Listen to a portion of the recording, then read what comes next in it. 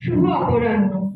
মাননীয় অধ্যক্ষ মহাশয়া, মাননীয় সহ অধ্যক্ষ মহাশয়া, সকল শিক্ষক শিক্ষিকাগণ আর আমার প্রিয় ছাত্রীরা, স্বামী বিবেকানন্দ এই নামটি উচ্চারণ করলে আমাদের মনে ভেসে ওঠে এক অগ্নিদীপ্ত সন্ন্যাসীর ছবি, যিনি নিজের জীবনকে উৎসর্গ করেছিলেন ভারতবর্ষকে জাগানোর নিমিত্তে। তিনি কেবল একজন ধর্মগুরু ছিলেন না, তিনি ছিলেন একজন যুগ পুরুষ, যিনি ভারতকে নিজের আত্মপরিচয় চিনিয়ে দিয়েছিলেন ভীষ্ম পরিবারে। 1863 সালে 12ই জানুয়ারি কলকাতার সিমলাপল্লীতে জন্মগ্রহণ করেন তিনি। শৈশবে তার নাম ছিল নরেন্দ্রনাথ দত্ত। পিতা বিশ্বনাথ দত্ত ছিলেন একজন যুক্তিবাদী ও প্রগতিশীল মানুষ, আর মাতা ভুবনেশ্বরী দেবী ছিলেন ধর্মপরায়ণা ও মানবপ্রেমী। পিতার কাছ থেকে নরেন্দ্রনাথ পেয়েছিলেন যুক্তির শক্তি, আর মায়ের কাছ থেকে তিনি পেয়েছিলেন বিশ্বাস ও সহানুভূতির শিক্ষা। এই দুয়ের সমন্বয়ে গড়ে উঠেছিল তার অনন্য ব্যক্তিত্ব। শৈশব থেকেই নরেন্দ্রনাথ ছিলেন প্রশ্নমুখর। তিনি কোনো বিষয় অন্ধভাবে মেনে নিতে পারতেন না। তার মনে একটাই প্রশ্ন ঘুরে বেড়াতো, ঈশ্বর কি সত্যিই আছেন? এই প্রশ্নের উত্তর খুঁজতে গিয়ে তিনি বহু সাধু ও পণ্ডিতের সঙ্গে কথা বলেন, কিন্তু কোথাও তার মন শান্ত হয়নি। অবশেষে তার জীবনে আসে এক অলৌকিক ঘটনা, শ্রী শ্রী রামকৃষ্ণ পরমহংসদেবের সঙ্গে সাক্ষাৎ। রামকৃষ্ণদেব যখন তাকে বলেন যে তিনি ঈশ্বরকে প্রত্যক্ষ করেছেন, তখন নরেন্দ্রনাথ প্রথমবারের মতো অনুভব করেন বিশ্বাস আর যুক্তি একে অপরের বিরোধী নয়। এই সাক্ষাৎ তার জীবনের মোড় ঘুরিয়ে দেয়।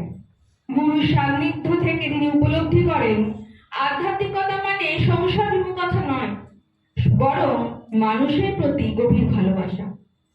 গুরু তিরোধানের পর তিনি সন্ন্যাস গ্রহণ করেন এবং হয়ে ওঠেন স্বামী বিবেকানন্দ। সন্ন্যাস গ্রহণের পর তিনি ভারত ভ্রমণে বেরিয়ে পড়েন। সেই ভ্রমণে তিনি প্রত্যক্ষ করেন দেশের বাস্তব চিত্র, ক্ষুধার্ত মানুষ, অশিক্ষা, দারিদ্র আর অবহেলা। এই অভিজ্ঞতা তাকে গভীরভাবে নাড়া দেয়। তিনি বুঝতে পারেন ভারতের পুনর্জাগরণ চাইলে আগে দরকার মানুষের আত্মসম্মান ফিরিয়ে দেওয়া। তখনই তার মুখে উচ্চারিত হয় সেই অমর বাণী, দরিদ্র নারায়ণই আমার ঈশ্বর। 1893 খ্রিস্টাব্দে তিনি শিকাগো ধর্ম মহাসভায় যোগ দেন। সেখানে তার বক্তৃতা ছিল শুধু একটি ভাষণ নয়, তা ছিল ভারতীয় চেতনার এক তৃপ্ত ঘোষণা। তিনি বিশ্বকে জানিয়ে দেন যে ভারত কোনো সংকীর্ণতা দেশ নয়, বরং সহনশীলতা ও সর্বধর্ম সমন্বয়ের দেশ। তার কণ্ঠে ধ্বনিত হয়, আমরা এমন ধর্মে বিশ্বাস করি যা শুধু সহনশীলতা নয়, সকল ধর্মকে সত্য বলে গ্রহণ করে।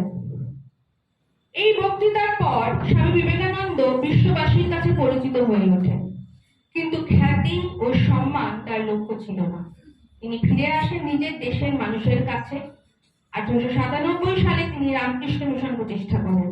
এই প্রতিষ্ঠান মানব সেবাকেই ধর্ম বলে গ্রহণ করে। তার মতে ঈশ্বরের আরাধনা মন্দিরে সীমাবদ্ধ নয়, ঈশ্বর আছেন মানুষের মধ্যে, পথের ধুলোয়।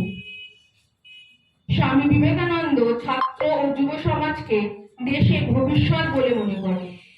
তিনি বিশ্বাস করতেন শক্ত চরিত্র ও আত্মবিশ্বাস ছাড়া কোনো জাতি উন্নতি করতে পারে না। তাই তিনি বলেছিলেন, ওঠো, জাগো এবং লক্ষ্যে পৌঁছানো না পর্যন্ত থেমো না। আরো বলেছিলেন, যতদিন না তুমি নিজের ওপর বিশ্বাস রাখবে, ততদিন তুমি কোনো মহৎ কাজ করতে পারবে না। স্বামী বিবেকানন্দের জীবন ছিল স্বল্প, কিন্তু তার কর্ম ও আদর্শ ছিল অসীম। মাত্র 39 বছর বয়সে 1902 খ্রিস্টাব্দে 4 জুলাই তিনি তার মহাপ্রয়াণ ঘটে। কিন্তু তার আদর্শ আজও জীবন্ত। আজও তার বাণী আমাদের শক্তি যোগায়, আমাদের ভয় কাটাতে সাহায্য করে। আমরা এখানে আজ সমবেত হয়েছি তারই জন্মদিনে প্রাক উদযাপনে। এই তার জীবন আমাদের শেখায় নিজেকে চিনতে, নিজেকে বিশ্বাস করতে, মানুষের জন্য বাঁচতে। যদি আমরা তার আদর্শকে জীবনের পথে গ্রহণ করতে পারি, তাহলেই এই উদযাপন।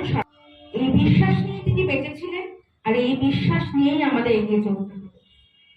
স্বামী বিবেকানন্দ সম্পর্কে আরো কিছু জেনে নিতে আমি মঞ্চে ডেকে নেব সপ্তম শ্রেণীর ছাত্রী ঋষিতা সামন্তকে। ও আমাদের স্বামী বিবেকানন্দ সম্পর্কে কিছু মূল্যবান মতামত জানাবে। একটা জোরে হাততালি দিয়ে ওকে আমরা মঞ্চে ডেকে নেব।